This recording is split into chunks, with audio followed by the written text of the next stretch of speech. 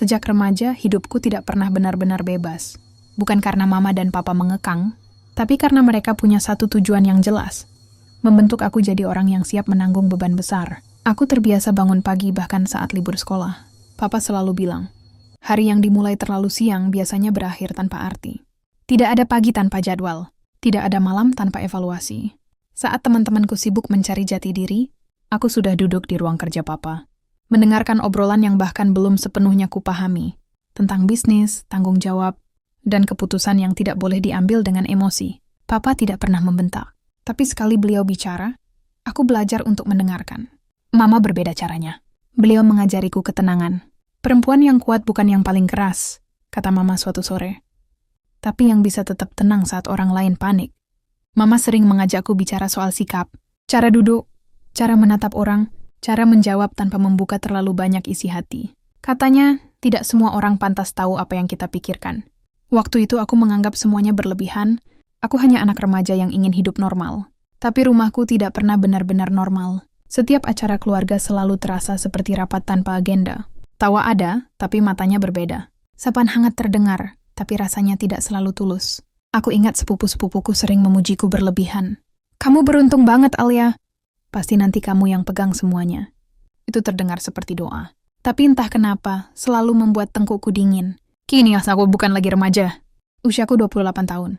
Mama dan papa mulai sering sakit. Papa tidak lagi sekuat dulu. Mama juga cepat lelah.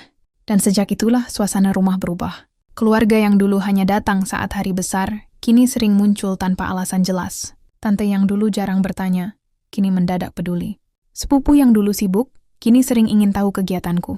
Awalnya aku menganggap itu wajar. Mungkin karena mama dan papa mulai renta, tapi lama-lama perhatian itu terasa aneh, terlalu detail. Aku mulai merasa seperti diawasi. Bukan oleh orang luar, tapi oleh orang-orang yang memanggilku keluarga. Di meja makan aku masih tersenyum, masih menyapa dengan sopan, masih memainkan peran sebagai Alia yang tenang dan patuh. Tapi di dalam kepalaku, ada satu pertanyaan yang tidak pernah muncul saat aku remaja dulu. Kenapa sekarang semua orang begitu tertarik pada hidupku?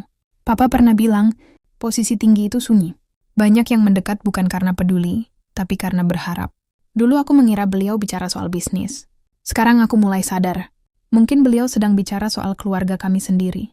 Dan malam itu, saat kami makan bersama, aku melihat satu hal yang membuat tanganku dingin. Beberapa senyum terlalu lama menatapku. Beberapa pertanyaan terdengar terlalu terarah.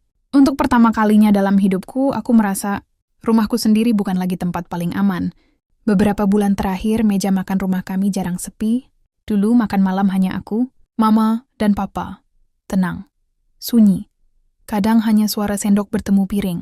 Sekarang, hampir setiap minggu ada saja yang datang. Tende om sepupu. Alasannya selalu sama. Menjenguk papa, menemani mama. Awalnya aku bersyukur. Kupikir keluarga mulai peduli. Tapi lama-lama aku merasa yang mereka perhatikan bukan kondisi papa, melainkan reaksiku. Setiap aku duduk, setiap aku bicara, bahkan saat aku diam, Alia sekarang makin sering ke kantor ya. Tanya tante sambil tersenyum. Iya, jawabku singkat. Wah, hebat. Papa pasti bangga, sahut sepupuku Nadine. Aku mengangguk, tidak lebih. Mama pernah mengajarkanku satu hal penting. Jangan menjelaskan hidupmu pada orang yang tidak meminta dengan tulus. Aku melihat papa lebih sering terdiam. Beliau makan pelan, seolah lelah bukan hanya secara fisik tapi juga pikiran. Saat aku menawari papa istirahat, salah satu sepupuku langsung menyela, biar papa saja yang tentukan. Papa kan masih kuat. Kalimat itu terdengar biasa, tapi nadanya seperti ingin memastikan sesuatu. Aku mulai memperhatikan hal-hal kecil. Pertanyaan tentang jadwal papa, tentang siapa saja yang menemaninya ke rumah sakit, tentang siapa yang menandatangani dokumen di kantor. Semua dibungkus dengan senyum. Suatu malam setelah tamu pulang, mama duduk lama di meja makan. Beliau menatap piring yang belum dibereskan. Kamu capek? Tanyaku. Mama tersenyum tipis. Bukan capek. Mama cuma merasa rumah ini jadi terlalu ramai. Aku tahu mama merasakan hal yang sama denganku. Beberapa hari kemudian, aku mendengar percakapan yang seharusnya tidak kudengar. Di ruang keluarga, suara tante dan om terdengar pelan. Aku tidak berniat menguping. Aku hanya lewat. Selama Alia masih di sini, kita susah bergerak, kata seseorang. Aku berhenti melangkah. Tenang saja, sahut yang lain. Dia kelihatannya nurut. Aku melanjutkan langkah seolah tidak mendengar apa-apa. Tanganku dingin. Dadaku terasa sesak. Malam itu aku tidak langsung tidur. Aku menatap langit-langit kamar dan mencoba mengingat didikan papa dan mama. Tenang.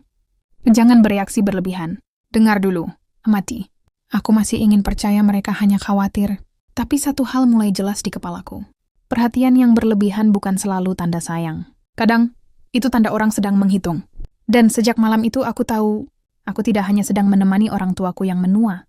Aku sedang berada di tengah permainan yang belum aku pahami sepenuhnya. Perasaan tidak nyaman itu akhirnya berubah menjadi kejadian nyata. Suatu pagi, aku datang ke kantor lebih awal dari biasanya.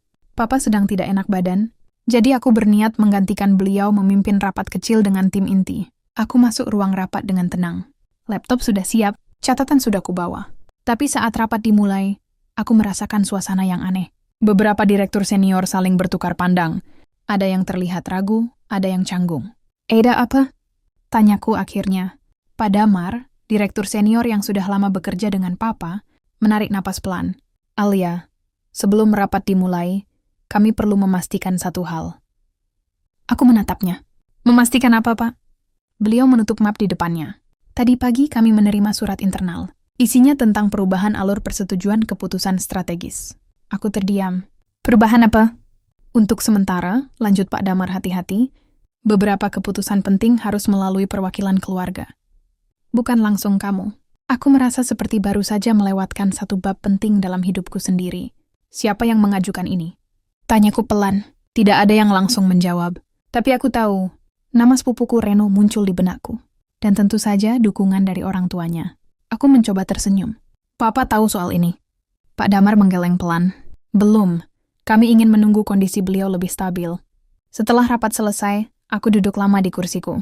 Aku tidak marah. Aku justru heran. Bagaimana mungkin sesuatu sebesar ini dibahas tanpa sepengetahuanku? Siang harinya aku pulang lebih cepat.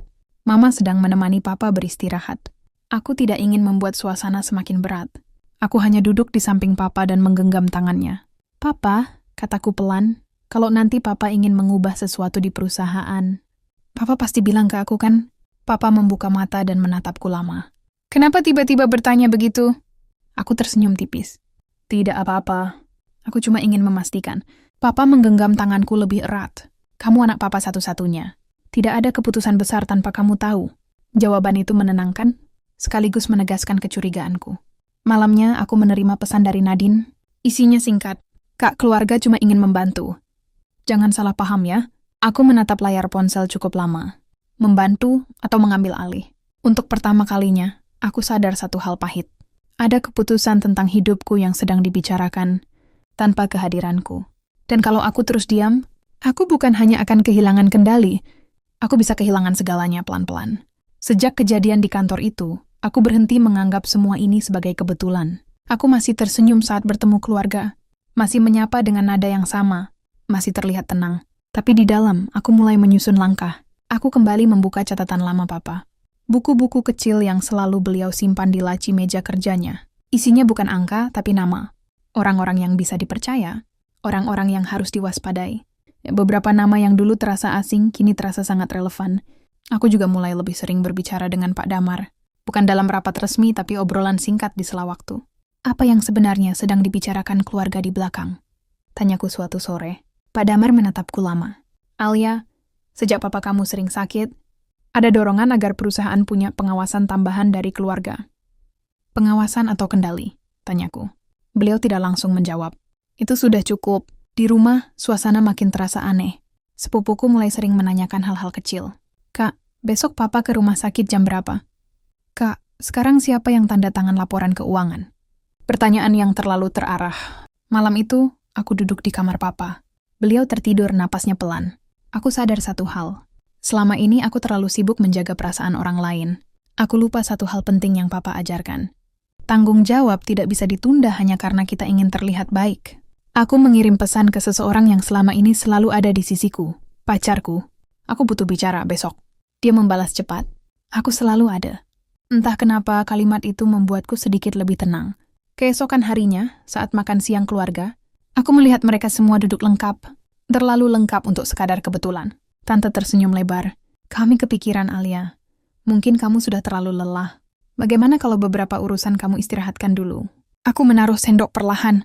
Untuk pertama kalinya, aku tidak langsung mengangguk. Aku baik-baik saja, jawabku tenang. Dan aku masih menjalankan tanggung jawabku. Beberapa wajah terlihat terkejut. Aku tersenyum sopan. Tapi kali ini, senyumku bukan tanda patuh. Diamku selama ini bukan karena aku tidak tahu, tapi karena aku menunggu saat yang tepat. Dan sekarang aku tahu satu hal. Kalau aku tidak berdiri untuk diriku sendiri, tidak akan ada yang melakukannya. Aku pikir aku sudah cukup waspada. Ternyata belum. Pagi itu, Pak Damar memintaku datang ke kantor lebih cepat. Nada suaranya di telepon terdengar tegang, tidak seperti biasanya. Alia, kamu perlu lihat sesuatu, sekarang. Saat aku tiba, beliau sudah menunggu di ruangannya. Di atas meja, ada satu map coklat tebal. Ini dokumen yang diajukan keluarga ke Dewan, katanya pelan. Isinya cap permintaan penunjukan wali keputusan sementara. Aku menatapnya bingung. Wali keputusan? Untuk siapa? Pak Damar menatapku lurus. Untuk kamu. Ruangan itu terasa menyempit. Alasannya tertulis rapi. Bahasa formal, nada peduli. Katanya, aku dianggap terlalu emosional karena kondisi mama dan papa. Katanya aku perlu dibantu agar tidak salah langkah. Katanya, semua demi kebaikan perusahaan. Aku membaca namanya satu persatu. Tante, om, sepupu, lengkap. Kalau ini disetujui, tanyaku pelan. Apa artinya buat aku? Pak Damar tidak langsung menjawab. Kamu masih pewaris, tapi keputusan penting bisa diambil tanpa persetujuanmu. Aku terdiam lama. Jadi ini maksud perhatian mereka selama ini. Bukan menjaga, tapi menggeser. Aku pulang dengan kepala penuh. Di rumah mama terlihat lelah. Papa tertidur hampir sepanjang hari. Aku duduk sendiri di kamar, menatap jendela. Tanganku gemetar bukan karena takut, tapi karena sadar betapa dekatnya aku dengan kehilangan kendali atas hidupku sendiri. Malamnya, pacarku datang. Dia duduk di sampingku tanpa banyak bicara. Aku hampir diambil alih, kataku akhirnya. Bukan hartanya, tapi keputusanku. Dia menatapku serius. Kamu belum kalah. Kalimat sederhana itu menancap di kepalaku. Keesokan harinya keluarga kembali berkumpul. Nada mereka lebih percaya diri. Senyum mereka lebih santai. Aku tahu mereka merasa sudah selangkah lebih maju.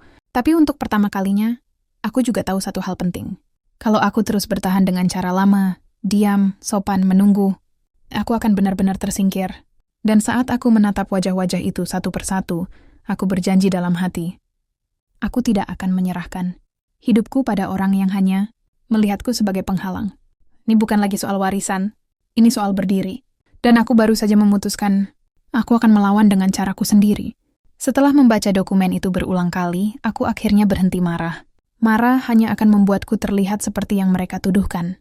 Tidak stabil. Aku butuh tujuan yang jelas. Dan malam itu sambil duduk sendiri di kamar, aku menentukannya. Aku harus mempertahankan hak keputusanku.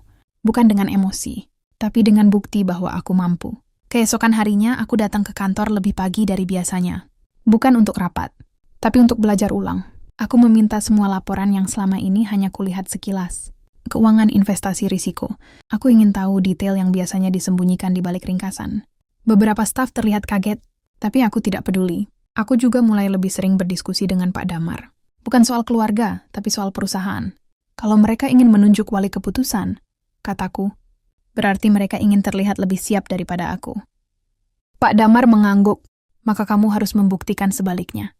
Di rumah, aku mulai membatasi informasi. Tidak lagi menjawab semua pertanyaan keluarga.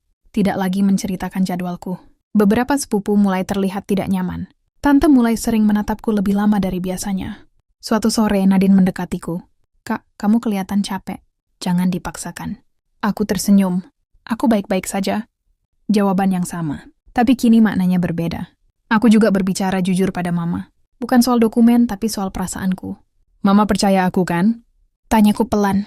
Mama menggenggam tanganku. Kamu dibesarkan untuk ini. Kalimat itu menjadi pegangan terkuatku. Aku tahu jalanku tidak akan mudah.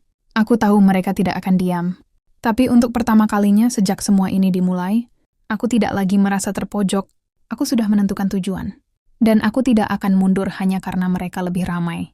Karena kali ini aku tidak berdiri sendirian. Dan aku sadar, perjuangan sebenarnya baru saja dimulai. Perubahanku rupanya tidak luput dari perhatian. Di kantor, suasana mulai terasa dingin.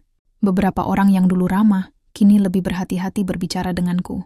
Bukan karena mereka membenciku, tapi karena mereka takut salah posisi. Aku mengerti itu. Suatu siang, aku dipanggil ke ruang rapat kecil. Beberapa anggota dewan sudah duduk di sana. Alia, kata salah satu dari mereka. Kami dengar kamu mengambil alih cukup banyak hal belakangan ini. Aku mengangguk. Aku menjalankan tanggung jawabku. Mereka saling berpandangan. Sebagian keluarga merasa kamu terlalu memaksakan diri. Kalimat itu terdengar halus, tapi maksudnya jelas. Aku menahan napas. Kalau ada yang meragukan kemampuanku, aku siap menjelaskannya.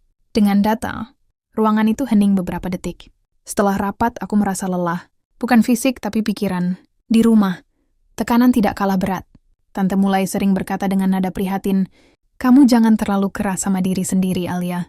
Sepupuku menimpali, "Kami cuma khawatir." Kata khawatir itu terdengar berulang-ulang, sampai maknanya terasa kosong. Malam itu aku duduk lama di teras bersama pacarku. "Ku tidak banyak bicara. Apa kamu menyesal?" Tanyanya pelan. Aku menggeleng. "Aku cuma capek." Dia tersenyum kecil. "Capek berarti kamu bergerak." Kalimat itu membuatku tertawa pelan. Tapi jauh di dalam aku mulai merasa goyah. Bagaimana kalau mereka benar? Bagaimana kalau aku memang belum siap? Aku teringat papa. Cara beliau berdiri di tengah tekanan. Tenang, konsisten. Keesokan harinya, aku kembali ke kantor dengan kepala tegak. Aku tahu tekanan ini disengaja. Untuk membuatku ragu. Untuk membuatku mundur. Tapi satu hal yang tidak mereka tahu. Aku sedang terlalu jauh untuk berhenti. Dan selama aku masih percaya pada diriku sendiri, aku tidak akan menyerahkan kendali hidupku pada siapapun. Aku tidak menyangka mereka akan bergerak secepat ini. Pagi itu, aku menerima email resmi dari Dewan. Singkat, dingin, formal. Isinya tentang evaluasi kepemimpinanku. Tentang penundaan beberapa wewenang. Tentang demi kestabilan perusahaan. Tanganku berhenti di atas keyboard. Belum seminggu lalu aku menjelaskan semuanya dengan data. Belum lama aku menunjukkan hasil kerja. Tapi semua itu seperti tidak cukup.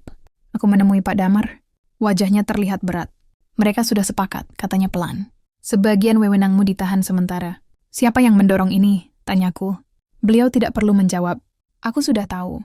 Hari itu aku merasa sendirian. Di kantor bisik-bisik terdengar lebih jelas. Beberapa orang mulai menjauh. Bukan karena tidak percaya, tapi karena takut ikut terseret. Ya, di rumah, suasana lebih menusuk. Tante berkata dengan nada lembut, "Ini semua demi kebaikanmu." Sepupuku tersenyum tipis. "Kamu bisa istirahat sedikit sekarang." Istirahat. Kata itu terdengar seperti penutup. Malamnya aku duduk di kamar papa. Beliau tertidur, wajahnya pucat. Ya, aku ingin menceritakan semuanya. Tapi aku tahu, kondisinya belum memungkinkan. Aku merasa gagal. Bukan karena kalah, tapi karena tidak mampu melindungi apa yang sudah papa bangun. Pacarku datang dan duduk di sampingku. "Kamu sudah melakukan yang terbaik," katanya. Tapi aku tetap kehilangan, jawabku lirih. Dia menatapku lama. "Belum, kamu cuma kehabisan jalan yang aman." Kalimat itu membuatku terdiam. Keamanan selama ini ternyata jebakan. Selama aku bermain rapi, mereka lebih cepat bergerak. Dan saat aku menatap cermin malam itu, aku sadar satu hal. Kalau aku ingin bertahan, aku harus berani mengambil satu langkah yang paling sulit. Langkah yang bisa mengubah segalanya. Langkah yang tidak bisa ditarik kembali. Hari itu kini aku duduk di ruang kerja dengan perasaan kosong. Semua yang sudah aku lakukan terasa sia-sia. Laporan ditahan. Wewenang dipersempit. Namaku perlahan disingkirkan dari percakapan penting. Secara resmi aku masih ada. Tapi secara nyata aku sudah tidak dilibatkan. Aku memandangi papan foto lama di ruang papa. Foto beliau saat pertama kali mendirikan perusahaan. Wajahnya tenang, tapi matanya penuh keyakinan. Papa pernah bilang, kalau semua jalan tertutup, berarti ada satu jalan yang memang kamu hindari sejak awal. Aku tahu jalan apa itu. Selama ini aku menolak satu hal. Membuka semuanya ke permukaan. Konta sinada konflik terbuka. Tidak ingin keluarga terpecah. Tidak ingin mama terluka. Tapi diam ternyata tidak menyelamatkan siapapun. Sore itu, Pak Damar datang menemuiku. "Alia," katanya pelan, "kalau kamu tidak bertindak sekarang, Dewan akan mengesahkan struktur baru minggu depan. Struktur tanpa aku." Aku pulang dengan langkah berat. Mama duduk di ruang tengah, wajahnya tampak lelah. "Kamu kelihatan capek," katanya. Aku duduk di sampingnya. "Ma, kalau suatu hari aku harus memilih antara diam dan jujur, Mama ingin aku jadi apa?" Mama menatapku lama. "Jadi diri kamu sendiri." Jawaban itu sederhana, tapi cukup. Malamnya, aku berdiskusi panjang dengan pacarku. Tentang risiko. Tentang kemungkinan kehilangan lebih banyak. Kalau kamu maju, katanya jujur, kamu mungkin akan sendirian untuk sementara. Aku mengangguk. Aku sudah sendirian sekarang. Pilihan terakhir itu akhirnya jelas. Aku harus bicara langsung ke Dewan. Bukan sebagai korban, tapi sebagai pewaris yang sadar penuh. Aku harus membuka semua kronologi. Dengan data, dengan tenang, tanpa menyerang, tanpa emosi. Pagi berikutnya aku mengirim satu email resmi. Permintaan rapat luar biasa. Tanganku sempat ragu sebelum menekan kirim. Karena sekali aku melangkah ke sana, tidak ada jalan kembali ke hidup yang tenang. Tapi aku menekannya juga, karena lebih baik kehilangan kenyamanan daripada kehilangan diriku sendiri. Dan sejak saat itu, aku tahu pertarungan sebenarnya baru akan dimulai. Rapat itu akhirnya terjadi. Aku duduk di ruang yang selama ini hanya kudatangi sebagai pendengar. Hari ini, aku datang sebagai seseorang yang mempertaruhkan segalanya. Wajah-wajah itu menatapku. Sebagian netral, sebagian dingin, sebagian terlalu tenang. Aku berbicara pelan teratur tentang kronologi, tentang keputusan yang dibuat tanpa sepengetahuanku, tentang kemampuanku yang dinilai tanpa pernah benar-benar diuji secara adil. Aku tidak menyebut nama siapapun. Aku hanya menyebut fakta. Ruangan itu hening lama setelah aku selesai. Lalu satu suara terdengar. "Kami mengerti posisi kamu, Alia," kata salah satu anggota dewan. "Tapi situasi ini sudah terlanjur sensitif." Sensitif. Kata itu terasa seperti dinding. Yang lain menimpali. Keluarga juga punya peran menjaga stabilitas. Aku mengangguk. Aku tidak menolak pengawasan. Aku menolak disingkirkan tanpa alasan. Diskusi berlangsung panjang. Terlalu panjang. Dan akhirnya keputusan dibacakan. Untuk sementara, struktur baru tetap berjalan. Permintaanku ditunda. Evaluasi akan dilakukan kembali nanti. Tidak ada penolakan. Tidak ada kemenangan. Hanya penundaan. Saat aku keluar dari ruangan itu, kakiku terasa lemas. Aku sudah jujur. Aku sudah tenang. Tapi hasilnya tetap tidak berpihak. Di luar, Pak Damar menepuk bahuku. "Kamu sudah melakukan yang benar." Aku tersenyum tipis. Tapi rasanya kosong. Malam itu aku pulang lebih larut. Rumah terasa sunyi. Mama sudah tidur. Papa juga. Aku duduk sendiri di ruang tengah, menatap lampu yang redup. Untuk pertama kalinya sejak semua ini dimulai, aku merasa benar-benar kalah. Bukan karena mereka lebih kuat, tapi karena sistem tidak bergerak secepat keberanian. Pacarku mengirim pesan singkat. "Apapun yang terjadi, aku bangga sama kamu." Aku membaca pesan itu berulang kali. Mungkin ini bukan akhir, tapi jelas ini bukan kemenangan. Dan aku sadar satu hal pahit. Kadang memilih jalan benar tidak langsung membuat kita diselamatkan. Kadang justru membuat kita harus bertahan. Lebih lama sendirian. Beberapa hari setelah rapat itu, aku menjalani hidup seperti bayangan. Datang ke kantor tapi tidak benar-benar dilibatkan. Pulang ke rumah tapi tidak merasa pulang. Struktur baru berjalan. Nama-nama itu mulai muncul di tempat yang dulu biasa aku duduki. Aku tidak disingkirkan secara kasar. Justru itu yang membuatnya lebih menyakitkan. Semuanya rapi. Semuanya sopan. Seolah aku memang tidak lagi dibutuhkan. Suatu pagi, aku duduk lama di mobil sebelum turun. Tanganku menggenggam setir, tapi pikiranku kosong. Aku bertanya pada diriku sendiri. Apa gunanya bertahan kalau semua pintu tertutup? Di rumah, Mama memperhatikanku lebih lama dari biasanya. "Kamu makin diam," katanya pelan. Aku tersenyum. "Capek sedikit, Ma." Padahal aku capek menahan. Malam itu pacarku datang. Kami duduk berhadapan tanpa banyak kata. "Apa kamu masih ingin melanjutkan semua ini?" Tanyanya akhirnya. Aku terdiam lama. Untuk pertama kalinya, aku tidak yakin dengan jawabanku sendiri. "Aku lelah," kataku jujur. "Aku merasa tidak cukup." Dia menatapku dengan tenang. "Kamu tidak gagal. Kamu hanya belum didengar." Kalimat itu tidak langsung menguatkanku, tapi membuatku berhenti menyalahkan diri sendiri. Beberapa jam kemudian Pak Damar menghubungiku. "Alia, aku tidak seharusnya bilang ini sekarang, tapi ada sesuatu yang perlu kamu tahu." Nada suaranya serius. "Ada laporan lama yang belum pernah dibuka di forum. Papa kamu menyimpannya untuk saat yang tepat." "Laporan apa?" Tanyaku pelan. "Bukti tentang struktur kepemilikan dan hak keputusan. Sangat jelas, tapi hanya bisa digunakan kalau kamu benar-benar siap." Telepon itu terputus. Aku duduk terdiam di kamar. Inilah pilihan terakhir yang tersisa. Membuka sesuatu yang selama ini sengaja disimpan. Kalau aku menggunakannya, konflik tidak bisa lagi ditutup rapi. Aku menatap foto Papa di meja kecil. Wajahnya terlihat lelah tapi tegas. Aku tahu beliau menyiapkannya bukan untuk balas dendam, tapi untuk perlindungan. Dan malam itu, di titik terendah hidupku, aku akhirnya membuat keputusan. Aku tidak akan menyerah. Bukan karena aku kuat, tapi karena aku sudah terlalu jauh untuk kembali menjadi diam. Aku tidak langsung bergerak. Papa pernah mengajariku satu hal penting. Keputusan besar tidak boleh diambil saat emosi masih berisik. Aku menunggu satu hari. Menata pikiran. Menenangkan diri. Keesokan paginya aku menemui Pak Damar. Kami duduk di ruangannya, pintu tertutup.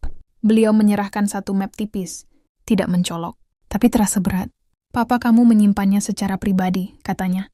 "Bukan untuk menyerang siapapun, tapi untuk memastikan kamu tidak bisa digeser begitu saja." Aku membuka dokumen itu perlahan. Isinya jelas. Struktur kepemilikan, hak keputusan, dan satu catatan kecil tulisan tangan papa. Ya untuk Alia, gunakan hanya jika kamu benar-benar terdesak. Dadaku terasa hangat dan sesak bersamaan. Aku tidak langsung membawanya ke dewan. Aku memilih satu langkah yang lebih tenang. Aku menemui mama terlebih dulu. Ma, kataku pelan. Apapun yang akan terjadi setelah ini, aku ingin mama tahu. Aku tidak melakukannya untuk melawan keluarga. Mama menatapku lama. Kamu melakukannya untuk berdiri. Aku mengangguk. Dengan persiapan matang, aku mengajukan permintaan rapat lanjutan. Kali ini aku datang bukan untuk menjelaskan diriku, tapi untuk memperjelas posisi. Aku memaparkan dokumen itu tanpa nada tinggi, tanpa menyudutkan.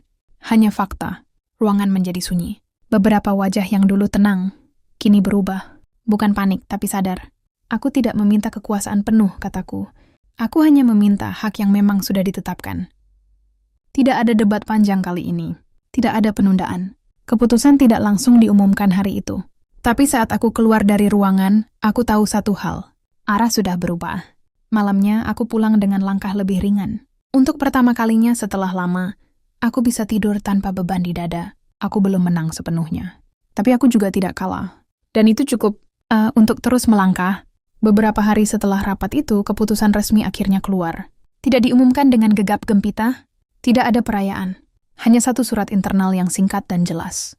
Struktur kepemimpinan disesuaikan kembali. Hak keputusanku dipulihkan. Dan setiap kebijakan strategis kini harus melibatkanku secara penuh. Aku membacanya berkali-kali. Bukan karena tidak percaya, tapi karena baru kali ini aku merasa didengar. Di kantor, suasana perlahan berubah. Beberapa orang yang dulu menjauh mulai kembali bersikap normal. Pak Damar tersenyum kecil saat bertemu denganku. Papa kamu akan bangga, katanya. Aku hanya mengangguk. Aku tidak butuh pengakuan lebih dari itu. Di rumah, Mama terlihat lebih tenang. Rumah tidak lagi seramai dulu.